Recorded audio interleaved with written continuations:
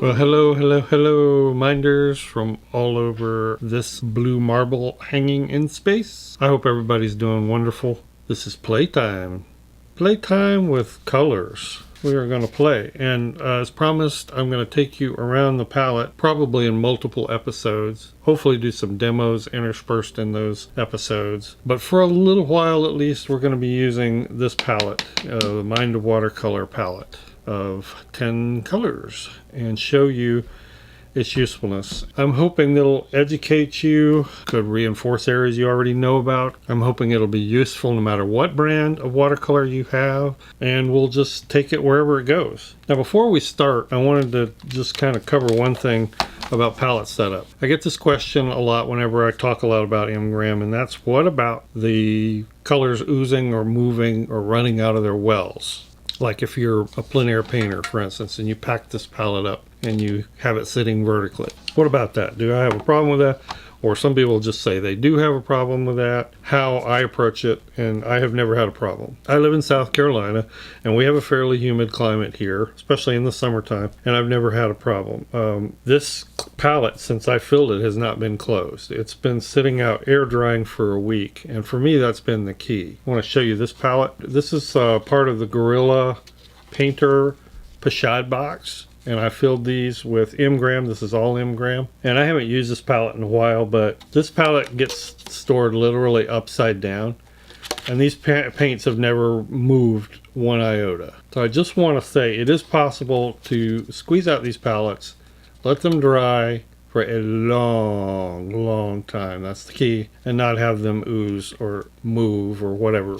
This right here, that was from my last plein air use, and you know, that was just water that was left in the pans when I was done. This is another one. This is one of the very first M-gram palettes I ever set up. There again, I had this sitting on a shelf like a book, slid in like a book for a long time. It doesn't now, it sits flat now, but this is one I will take in a small plein air kit, and I've never had these move or ooze or run at all. So again, the key, and I'm not doubting anybody that says that they do run and they have run or have had problems with them oozing. And the reason is the honey formulation that they use, which has a lot of advantages. It's very easy and quick to re-wet. They re-wet almost instantly to very full strength. It keeps the paints moist. No matter how much you let them dry, they will always be sticky to the touch. Honey is a preservative. And lastly, honey allows for an extra intense pigment load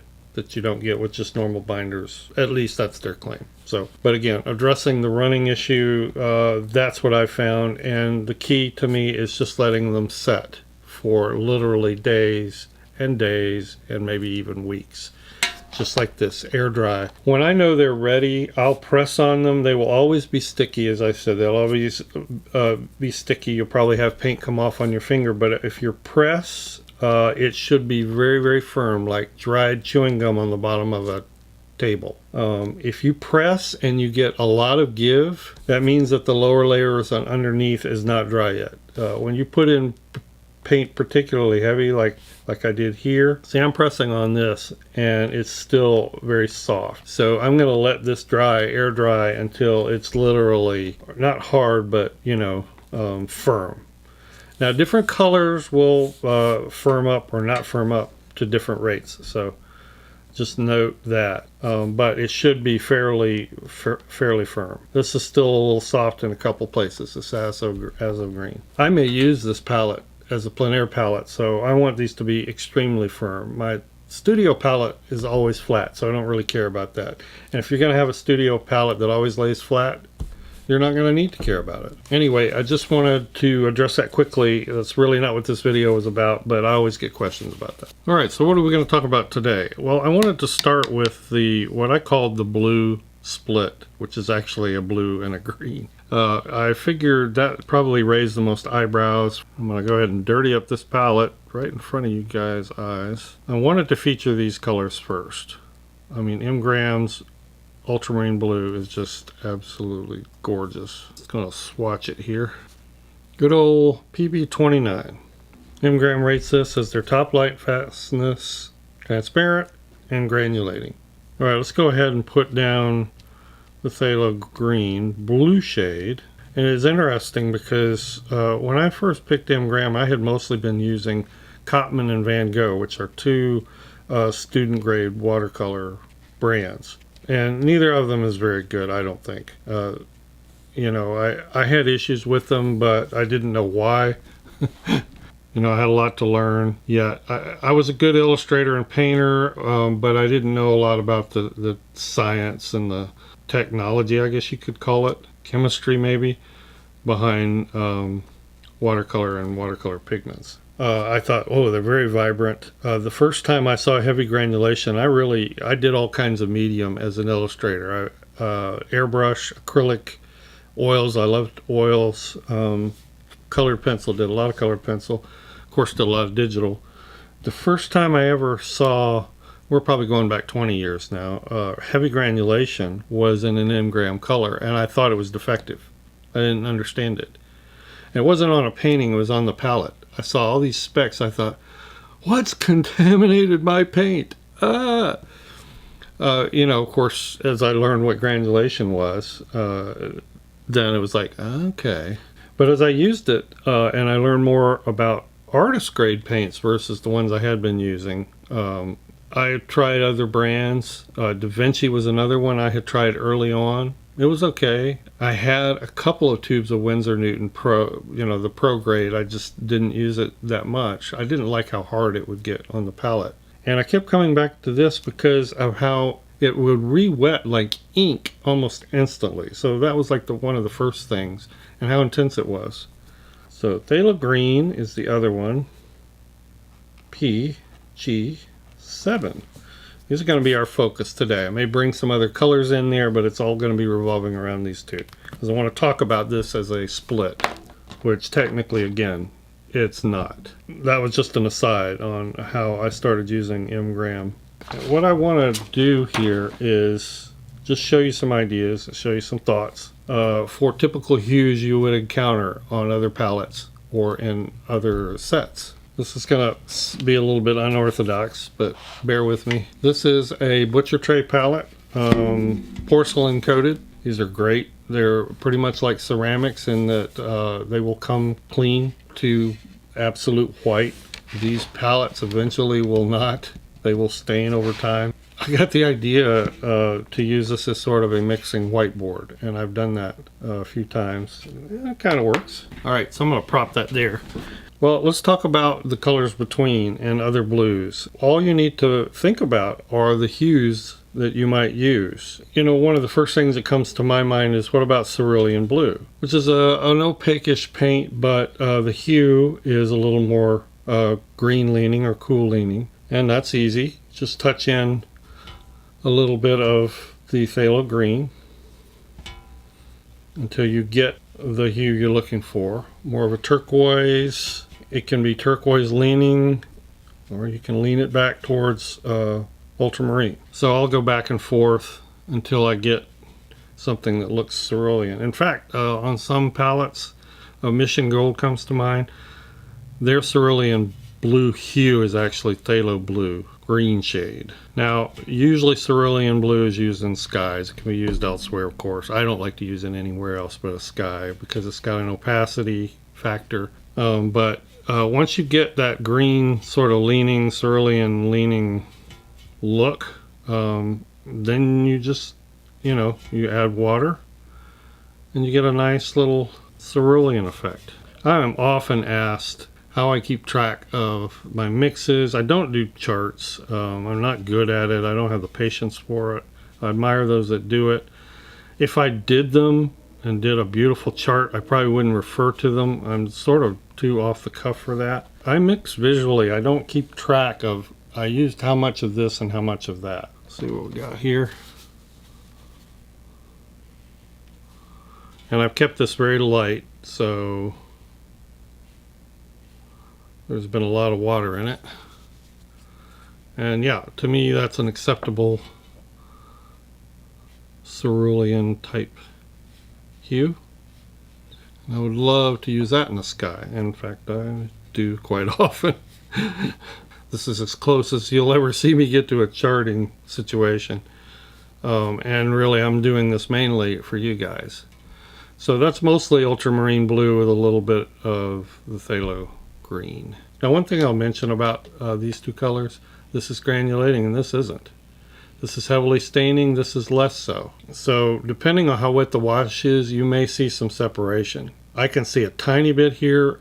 If you've seen my Schmincke super granulating video, you know it is possible to put down a wash even among heavily granulating pigments and get it nice and smooth. So a lot of it has to do with the amount of water, but just keep that in mind. I happen to think that granulations and some separation is pretty cool in the way I paint. So that's just as you like it preference. What else? I was asked about this just today.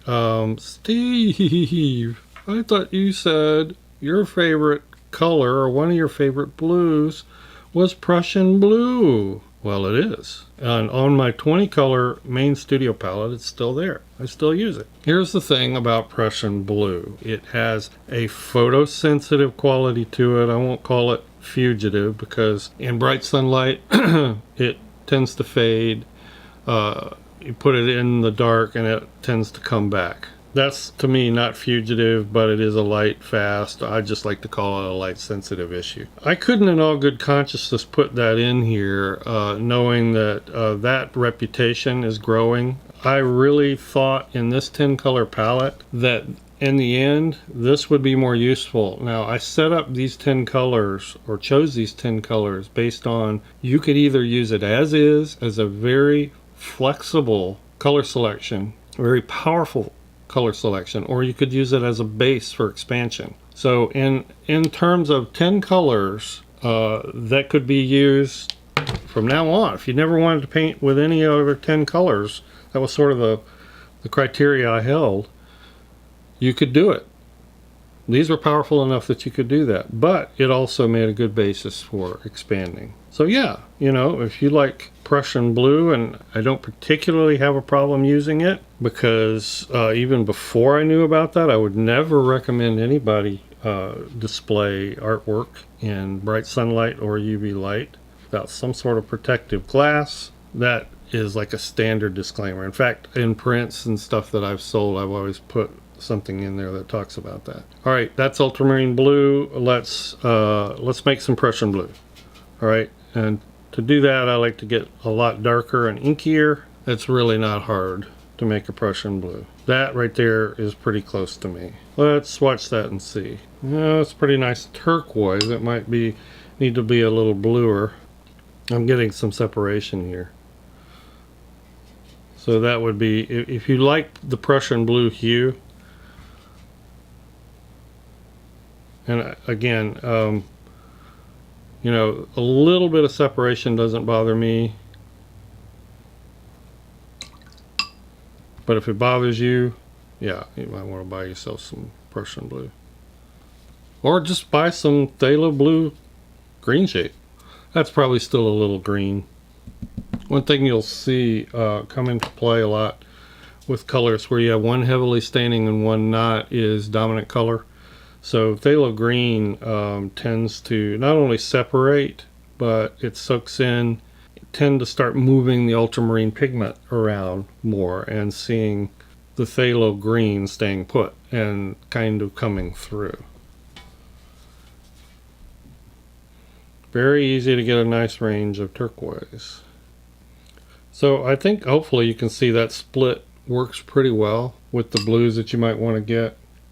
Again, if there's a particular blue that you would use a lot, didn't want to see separation, didn't want to see dominant color, you know, sort of rising its head above the other, then buy that blue, you know. But this I think is a good example of what you can do. Let's talk complements now for a minute. Well, first of all, before we even do that, let's get the neutral tint involved.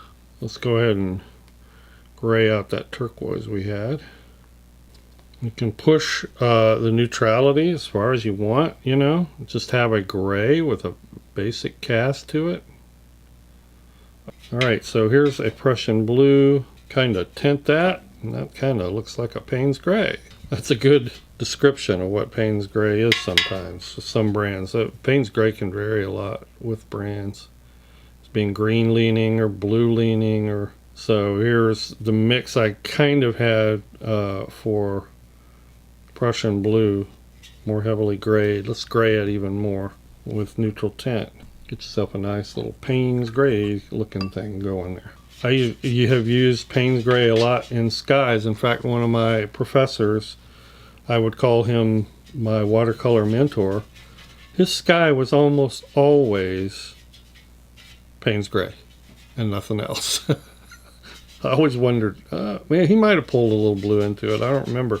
I just remember he used a lot of Payne's Gray.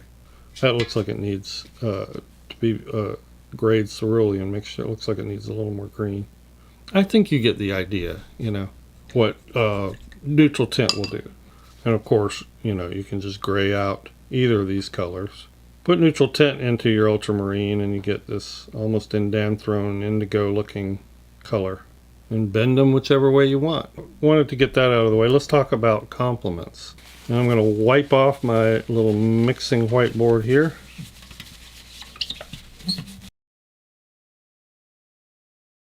So finding a complement. Finding a complement's a good idea. Just it helps you neutralize on the fly. Now you can use neutral tint to neutralize on the fly, and I do that often. But I also like to be able to neutralize with the complement or a near complement, because you end up with slightly different results. And the casts that you get are, I just think, very interesting, or can be very interesting, mixing from complements. Now let's take Ultramarine Blue. And right off the bat, my eye sees this is going to be a near complement. Now it's coming out purple, so I know it's near, but it's not an exact complement. And I figured that it needs to be more orange. If I've dabbed some of this in here, probably going to see a closer neutrality. Let's just get it down here. I need some space. Indian yellow. Let's get some of that scarlet pyrrole here. And plenty of ultramarine blue. Now all of a sudden you've got, oh, that's a nice brown, see? And we're going to get into that. I'm going to do an episode just on earth tones.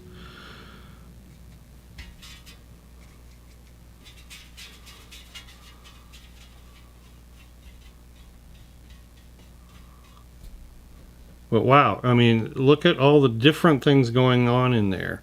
So really nice, cool neutral here. Really nice orangish, warm kind of dove gray over here. Let's get some more scarlet pyrrole in here.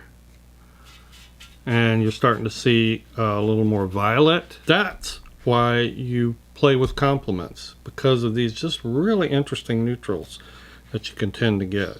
You know, I splashed all over my little swatches here. Just going to put down a few of them. And you really need to do this, you know, rather than just note what I've done. I mean, note what I've done, that's fine, but it sticks better if you actually do it. Let's get this more earth tone one in here. That's just heading over to the Indian yellow a little bit. And a lot of times when it comes to complements, I will paint just like this. I will do this on my palette. I will have regions, I'll just kind of pull like one near complement over here, one near complement over here, and the main color up here, and I will just start painting. And this is what I paint from. You know, when people ask me what color I'm using, a lot of times that's why I have a hard time telling, because it's like, I'm going to paint with this. Now I'm going to come over here, I'm going to paint with this. Now I'm going to come over here and I'm going to paint with this. Or I'm going to like variegate the wash from this to this. That's what's exciting to me about watercolor mixing. Knowing the principles, but letting the watercolor just kind of move within those parameters, from one color to another, and just bounce around. That's the complements on Ultramarine Blue. Just to recap, it's Scarlet Pyrrole or Indian Yellow or a combination of the two. Complement of Ultramarine Blue is orange, basically. And so that's all I've done. The two colors that I have on the palette are yellow orange and a red orange.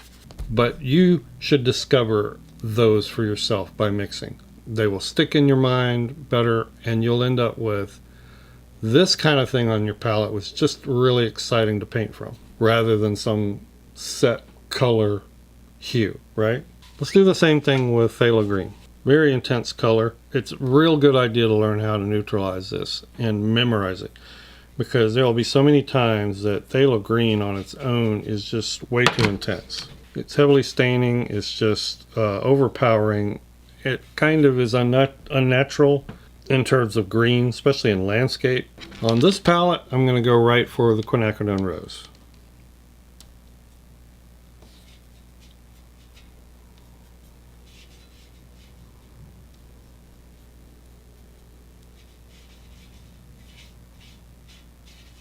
And let's do the same thing. Let's like get regions going here so you can see the colors playing together. It's not an exact complement.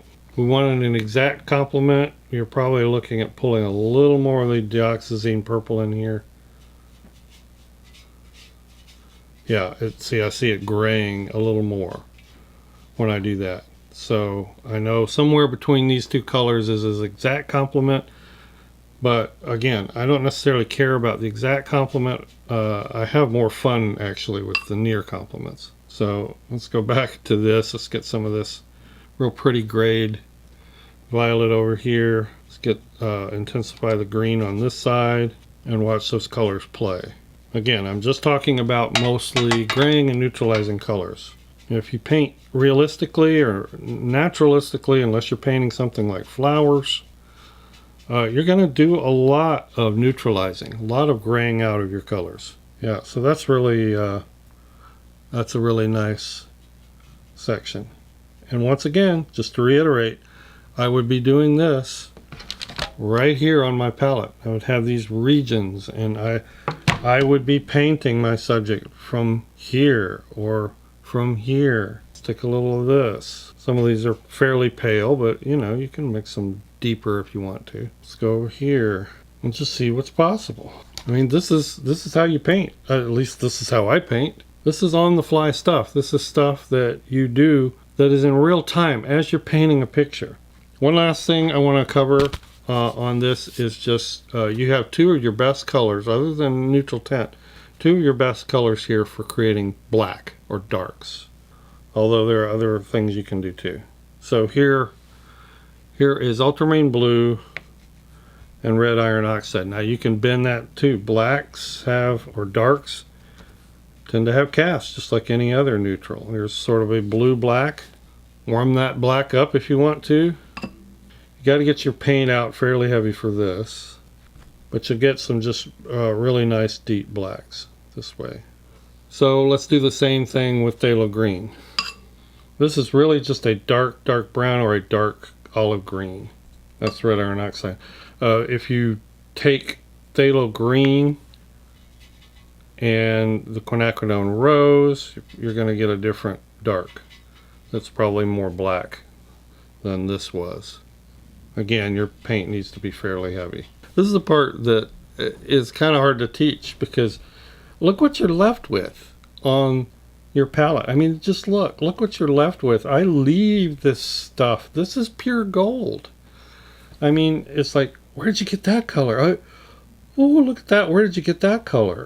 Where did you get that color? I have done at least probably the detail parts of entire paintings just on what's dried on my palette. And cover your palette with these color mixes.